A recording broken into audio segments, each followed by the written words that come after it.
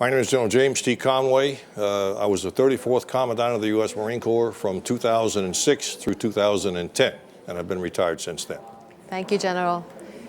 I'm General Chuck Wald. I've been retired since 2007. I was last assignment was the Deputy Commander for European Command, which at that time had 92 countries in it. Thank you, General Board.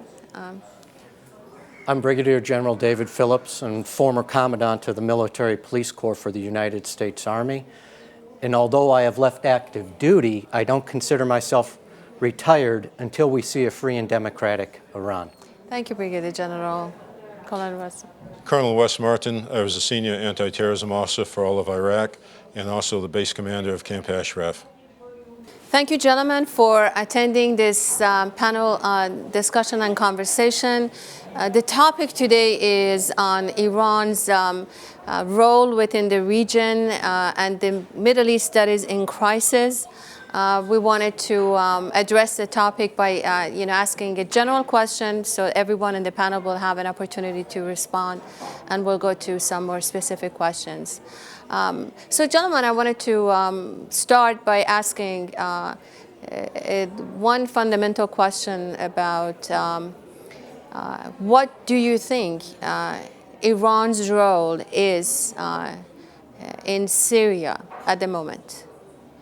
So we can start right off from.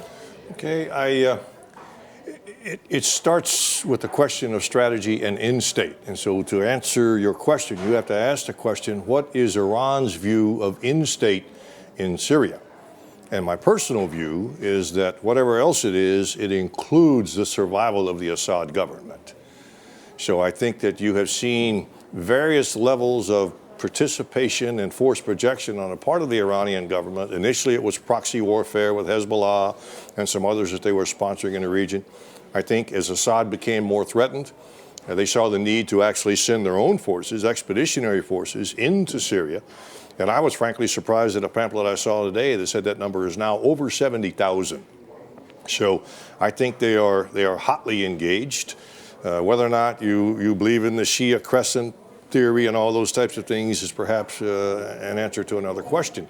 But I think they definitely want to retain their lead role in the region, and I think they consider that they enhance that by having Syria as an ally and the sustainment of the Assad government in Syria. Thank you, General. General Wald, what do you think is, in that regard, in terms of the role that Iran is playing in Syria? Any other perspective that you wanted to add? No, I mean, I agree with General Conway, but I would add that I think Iran's ultimate goal is to be the regional hegemon. I think they see themselves as going back to the Great Persia, running the region. I think they believe they really are a special nation, which they are. Unfortunately, they have the wrong leadership right now. But so I see the current leadership looking at it from the standpoint of they want to take over the region and have their type of political activity imposed on that region. They see themselves as the God-given, leaders of the region.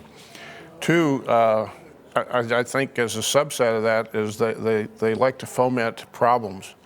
And, right now in the United States, for example, we focus on what we call ISIS, or it's called Daesh in the Middle East, as you know, as the primary problem. And they're kind of a symptom of the primary problem. I think Iran is the primary problem, the leadership of Iran, the mullahs. And I think when they're supporting Hezbollah and the Syrian regime, as General Conway mentioned, but also Hamas and the Houthis in Yemen, they are a big problem. And so I see this as an opportunity they see as they're both God-given right and an opportunistic way of looking at it from a IRGC standpoint, economically, let's say. So I don't see anything good about this from the Iranian side, and I think we're probably internationally not paying enough attention to that part of it. I think we've, since the JCPOA has been approved, in America particularly, I think we've taken our eye off that ball and think we've got some time to play with, and I don't think we do. Excellent, thank you. Any points that you wanted to add, Brigadier General? Well, really, my experience is primarily in Iraq as opposed to Syria. And one of the things I noticed, which is not discussed very often, are the gender roles, such as with the PMOI and the MEK. I think that is a threat, the fact that female leaders are exercising authority admirably, and this is a threat to the mullah regime. I think they see that as a direct threat, and we're doing everything they could to raise issues and portray the MEK as something they were not. As opposed to being freedom fighters standing up for their country, they were trying to paint them into a dark corner. Thank you. You're raising a point about the fact that there is a resistance to whatever activity Iran is having actually involvement in the Middle East. And definitely we're going to get to the point of Iraq momentarily. Thank you for raising that point. And we wanted to ask the other panel member to also, Colonel Martin, too. For years, we had been told at the Pentagon and in the military, never disrupt that fine balance of power between Iran and Iraq.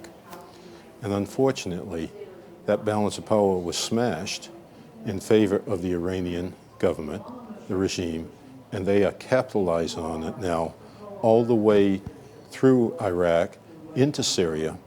When Assad was weakened, it was real easy for the Iranians to go through Iraq to get forces, to get equipment, to get bombs, everything necessary to prop up Assad.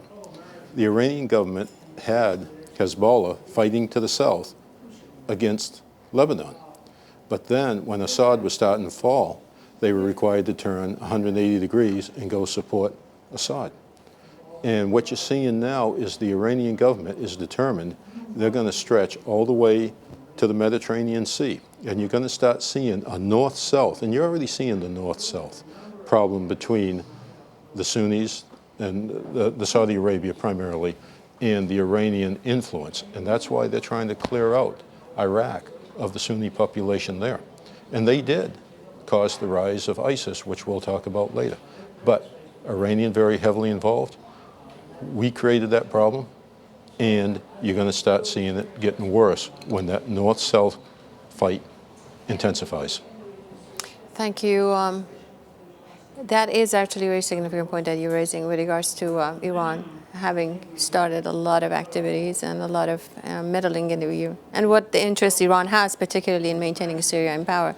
But I also wanted to move into one of the points that General Conway, you raised with regards to changing of tactic and strategy, which was one of the other questions we wanted to cover in terms of the meddling of Iran via proxy activity that it has and supporting the groups.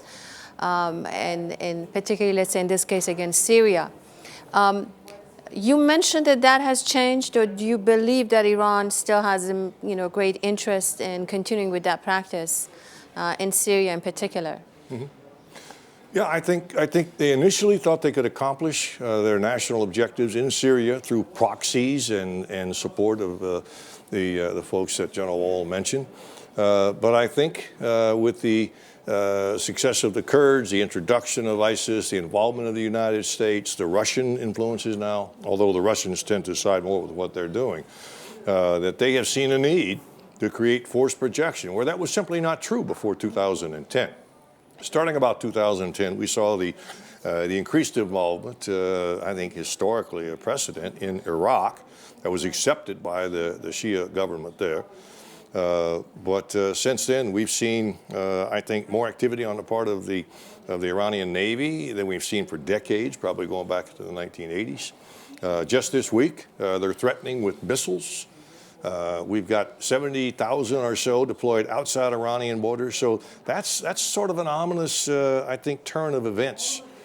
Previously, Iran would threaten and they would cajole and they would operate with small units in clandestine or even covert means. Now you're talking major force structure in deployment to accomplish their national means. And I would suggest it's not going to get better. I think it's probably going to get worse. Iran was able to do all these things on roughly what they call about a $16 billion annual defense budget. That's going to be times 10, maybe times 20 now when you consider the oil revenues coming back onto the market. So I think the forecast is pretty discouraging with regard to additional Iranian involvement and creating havoc in the region. So when you point out, General, to the forecast is not good, you're actually indicating that it's this involvement is much more of a destabilizing factor. It's not assisting. It's counterproductive in a sense. I just heard Mr. Stevenson begin his presentation, former head of the European Parliament, saying the world is not a safer place, and I could not agree with him more.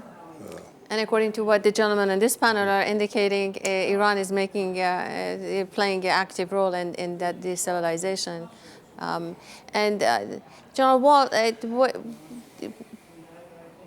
just wanted to ask you this question, but I think this is pertinent to every panel member here.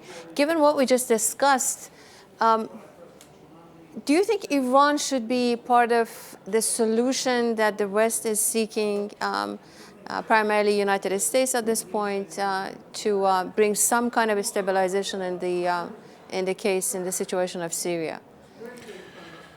Well, I think, the wishful thinking people would say yes, because, if you have a problem like this and numerous players, and Iran has become a serious player in the problems in the Middle East, you almost have to have them be a part of it, or the regime changes, let's say, and there's not a lot of stomach for that right now. So they're going to have to be part of the solution eventually. It may not be voluntary. It may be, they may be pressured into it somehow.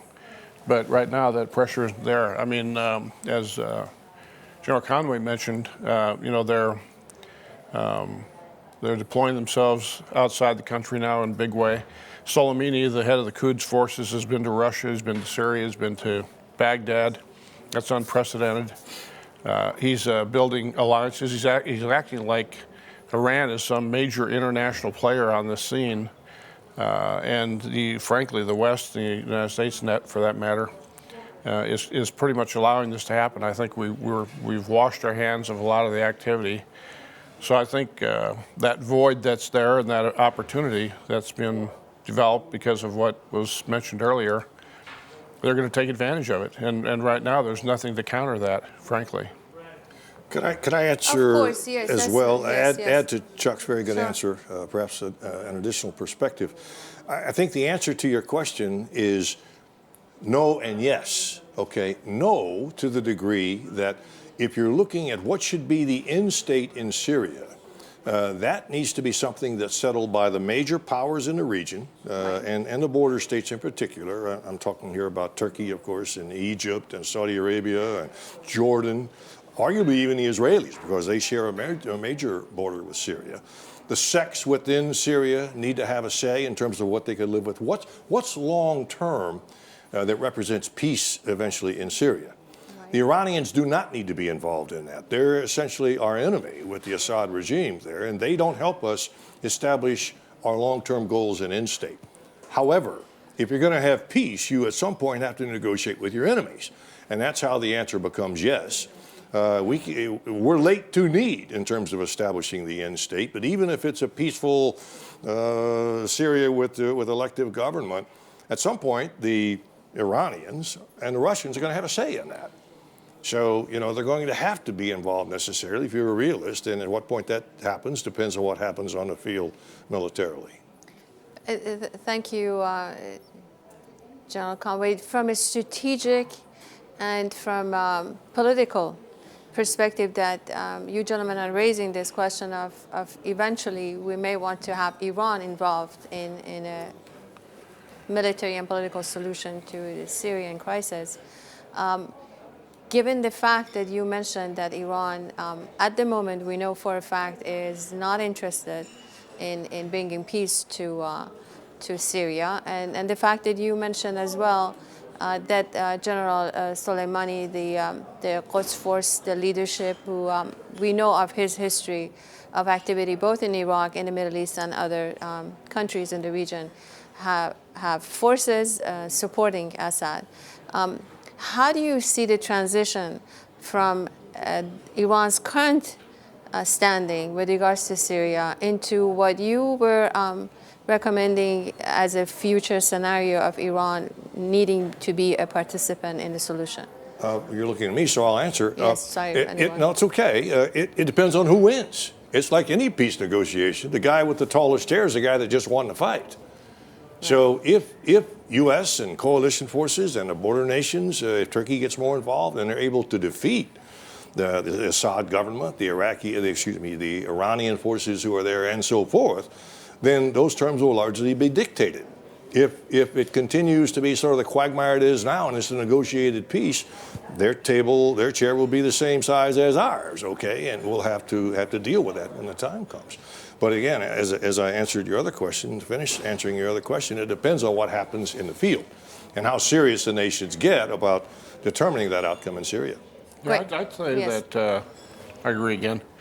A little different angle is I think to have you kind of mentioned a peace, you alluded to a regional peace. How do you get there? I don't think there's going to be one without an Iranian participation. Now, the problem is I'm not sure it's this government in Iran that could bring that. It's going to have to be a different government in Iran for that to happen. Iran is a super big, important nation in that region, no doubt about it. And so for an end state to occur where there's some stability in Iraq, leadership in Iran, Syria becomes stable, which is going, not so good right now. Yemen is not a major player in the region, but they're a problem because of the importance to Saudi Arabia and to the UAE and others, and the Suez Canal for that matter, by the way, and Red Sea. So I think this is going to take a while. It's going to take some serious leadership and some commitment that I'm not sure we totally have yet. But for an end state to occur in the Middle East, Iran's going to have to be a player. Again, I go back, it's going to have to be a different government they have right now. Thank you very much for elaboration on that point. There's another question which is related and unrelated, depending on your perspective. We know and we've heard that also U.S. Air Force has been on different points providing air cover to the paramilitary forces and also the Quds forces of Iran in those zones that they're active. What is your take on that in terms of the relationship and Iran's role in there? Yeah, I don't think the U.S. Air Force is providing support to the Quds forces, not knowingly, that's for sure. Okay, if they were, I guess I'd hand in my Air Force card. I don't believe they're doing that.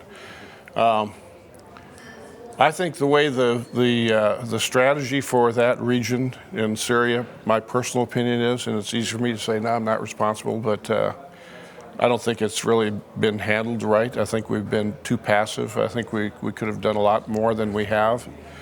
It's so complex, as General Conway pointed out, and my other colleagues, that that this is not like Iran versus Iraq or 1 versus 2. It's multiple players in there. That's very complex, very difficult. And I'm sure that sometimes the coalition probably drops a bomb on something that probably helps somebody they probably indirectly weren't trying to. But generally speaking, I don't think the coalition is trying to help the Quds forces for sure. I don't think they're trying to help Iran. I think they're trying to help have some stability there. I don't think what we're doing is enough, and I don't think we're doing it right.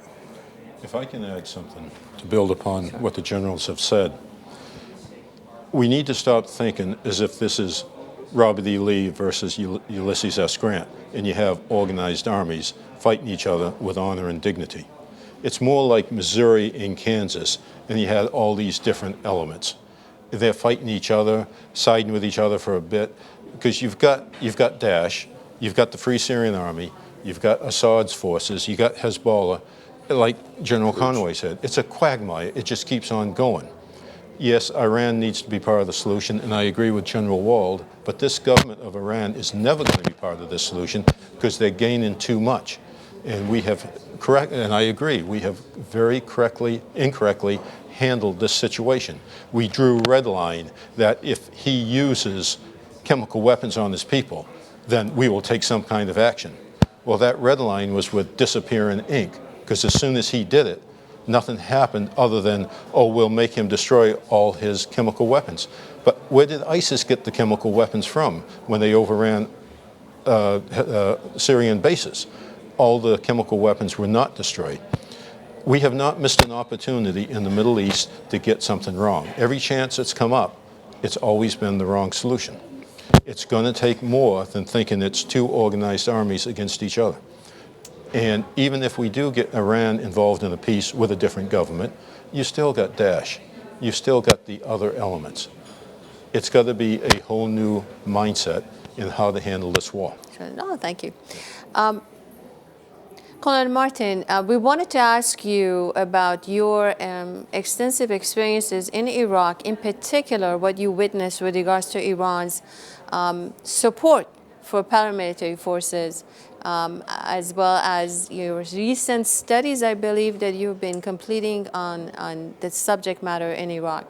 Can you share some information for us? I can. When I was the anti-terrorism officer for all coalition forces, I saw the Iranian influence had already taken control of Basra, and it was a continuation of when Chalabi was asked by the Bush administration to go to Tehran and see if it's all right for the Americans to invade Iraq, and they would not be upset.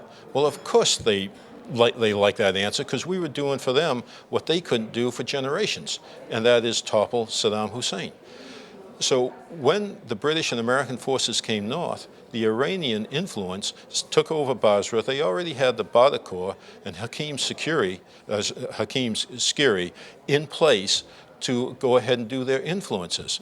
And they had an area I refer to as the Iranian wedge, from Al-Qut to Al-Hilla to Arkaballah to An-Najaf to Ad-Daiwanir. And that was an area being contested. Some of the the Shia Arabs were standing up, but unfortunately they were coming up dead, as happened to a very close friend of mine, the chief of police in Najaf. Later, when I came back to Iraq, working with detention operations, I saw the Iranian wedge had gone totally under Iran's control. And now they had all their other militias they were building up. Muqtada Sadr was the wild card in this whole thing, and even he was fighting Badr Corps. But now you see all these other influences, and they pushed all the way up into Daiwanir province. And now with the breakdown of the Maliki administration, and that was one of the most corrupt. Saddam was bad. Maliki was worse. And he was totally supported by the American government all the way through. He resigned because Soleimani told him, you have to go because of the rise of ISIS. ISIS would not have risen if not for the way Maliki was treating the Sunnis. Could I jump on that part there? It was back in 2007 and 2008 when the program, which was called the Sons of Iraq program, Adnan al-Assadi went over. He was a deputy minister of Interior, went to Tehran. When he came back, every roadblock that could be put into reconciliation was implemented. We would submit a list of names of people who would want to be hired to protect their areas, all out in the western areas. If they happened to be Sunni, they were dropped from the list, and a name we never recognized before was substituted. And this started perpetuating a Sunni-Shia, have and have not. Had we only been able to continue to hire Sunnis, we would have seen a lot of issues go away. But that fermented the grounds for a group like Daesh, ISIS. Thank you very much for the points, because both Colonel Martin and Brigadier General Phillips, you're pointing out to very, illustrating and very vividly Iran's meddling and influence in Iraq, which we believe at this point, you would agree, perhaps that has expanded continuously in Iraq in particular. And you mentioned earlier that Iran has a controlling power in Iraq at the moment. I think it would be very appropriate to also ask you, gentlemen, with your experiences in particular to Iranian opposition force in Iraq, to see how that was of any factor in there, given Iran's extensive influence in Iraq.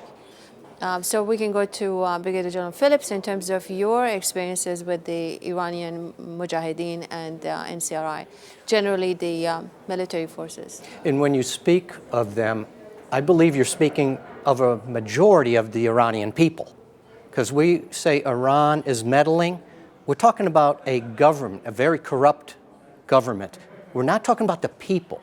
The people are much different in supporting a freedom and a movement like that. And the Mujahideen, the PMOI, who were at Camp Ashraf, who we rounded up and placed in one area, we really caused an issue by that, because when they initially were out and dispersed, we were receiving excellent intelligence of the Iranian influence and other influences that were coming in, which were opposite of the goals we were trying to achieve with building a democratic and free Iraq, because that was counter to everything that the Iranian government wanted to see happen.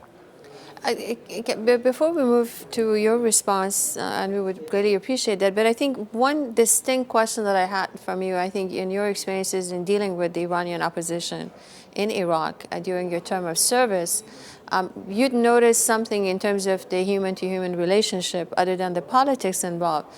Because you had that kind of a close experience, can you share something with us in terms of what impacted you most generally about getting to know them, because you had no information prior to your service who they were, right, in terms of their activity and the nature of their work? Well, actually, the information I did have portrayed them much differently than they really were. I see. I had much of the mullah's propaganda as to what I was going to experience in dealing with them. And every adverse issue which was raised against the Mujahideen, I found was false. Every single issue that I tried to investigate turned out to be a falsehood. And the people who were at Ashraf were very open, and they even said, you will hear many things about us, but hopefully you will see firsthand that they're false.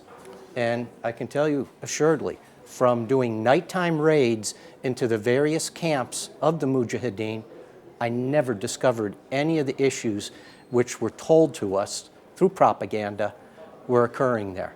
So I found them to be sincere, genuine, and I can say this emphatically, I never discovered any member of the MEK, the Mujahideen Khalq, in a lie.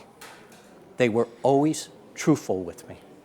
I had a very similar experience to General Phillips when we took Marines back into Anbar province in February of 2004. We had been down south after the invasion in what we call the Shia province. This is the 9 provinces of the south. But we went home for 5 months. The Army needed help, so we brought Marines back. And we set up our camp outside the city of Fallujah. And within a week or two, I was told by my chief of staff that there's a terrorist camp down to the southwest of us here, about 60 miles, okay? And they're smack in the middle of our sector. And I was not pleased with that for obvious reasons. We had enough on our hands, you know, with the Sunni uprising that was starting to take place. So I dispatched the chief and the civil affairs guy and I think maybe a battalion commander who had the sector, and they went in with a security detail and found exactly what you described. These were, you know, elderly men and women. There were some children, but for the most part, you know, it was just a camp of MEK. Who, by the way, were providing very good intelligence on what was happening in the region. They were happy to stay where they were, but they were equally happy to move if that was what we wanted them to do. They just wanted to live in peace and you know, raise their children and sustain a quality of life. That started the movement, I think, over to the north. We didn't know Ashraf at the time, but we were told they were going to move to the north of Baghdad. But they were no trouble whatsoever. They were very cooperative, and to a man, everyone that had interaction with them said they're good people. And we wish some of the other folks in our region were more like them as opposed to what we were seeing in the Anbar province. It's such a fantastic experience that you're sharing with us, first-hand experience, as you have been interacting with them on almost daily basis. Well over a decade now. And which is phenomenal in terms of your actual intuitive knowledge of who they are. And I believe, Colonel Martin, you were going to add some. I was, and I'm glad General Conway stepped in, because I was going to throw the ball over to you, because I knew you experienced working with him before Dave and I were even in theater. And I agree with everything they said. As the anti-terrorism officer, I was first briefed about the MEK. I had to identify all the threats and figure out what I had to take mitigating actions and try to deal with. Well, as it turned out, after I investigated them, I realized they're not a threat. And the commanding general of detention operations at the time told me they want to work with us. And that general was trying to get senior commanders to do the same thing. So I basically wrote them off. I don't have to be worried about them because I got Muqtada. I got the buildup of Al-Qaeda. I have former regime elements. I have tribal. I have religious. It went on and on. I don't have to worry about this group up at Ashraf. Then when I became the base commander of Ashraf, I found out the same thing General Phillips and General Conway did. And I say now they were the most lied to and lied about people I have ever met. And they were always a very strong ally and a very good base. And that's why we still defend them today. We made promises to them. And in combat, a promise is a bond. You don't break it. And betrayal is the willful slaughter of trust. And in combat, you make trust, you stand behind trust. And we have not lived up as a nation in Western Europe to that trust. Thank you, Colonel Martin. I wanted to expand on that same point that you just raised and pose the last question to the panel, which is with regards to your opinion of what the U.S.'s role should be at the moment. And I understand we discussed the complexities of the region. There's not one single silver bullet response, an answer to this. But to the extent that you gentlemen have extensive experiences and a point of view of the current situation and the crisis in the Middle East, I would greatly appreciate it for the audience of Iran TV if you can expand on that, and we can start with General Conway. Okay. I'm gonna go way out in right field and come back to home plate. Okay. Iran is not an existential threat to the United States, but if you are concerned about the prospect of a nuclear explosion going off in one of our cities, they're at the nexus of that, because Iran is one of 4 nations that has refused to renounce terrorism as an element of national power. So Iran is a threat to the United States, and something has to be done about it. And so you ask yourself, what should we do? Well, the Ayatollahs do not respond to global condemnation, okay? Sanctions don't work. An outright military invasion that with an intent to change out the regime would be incredibly bloody. The landing beaches are a long way from Tehran. Tens of thousands of Iranian boys, and I would argue coalition soldiers, would die in the time it took us to accomplish that. So it's probably not on anybody's horizon. So the best alternative is what these folks here represent today, and that's change from within. And when the revolution comes, and I say when because I truly believe that it will. I think the unrest is such and the intensity of the motivation is such that it's only a matter of time. When it comes, every nation that's represented over here today, unlike 2009, needs to fall in and offer their full support. That didn't happen in 2009, and I honestly think that they were close to succeeding. If you watch any revolution in a major state, you've always got your diehards, you've got your equivalency of the Revolutionary Guard that will be fanatical in support of the government, but it's the army that counts. When the army starts to turn, when the army is having to kill their brothers and sisters in the streets, that's when revolution starts to be complete. And I honestly think that it was not that far away in 2009. If it happens again, I think the focus needs to be on the Army, and the Army will be influenced by the fact that other nations are supporting those people that want, again, a representative government in Iran. Thank you, General. And the next panel member, same question. No, I think that's right. I mean, I totally agree. Maybe a couple little minor adds, I suppose, would be, I think the United States needs to be fully committed to the Middle East, which I don't think we are right now. I think we're semi-committed to it, I guess.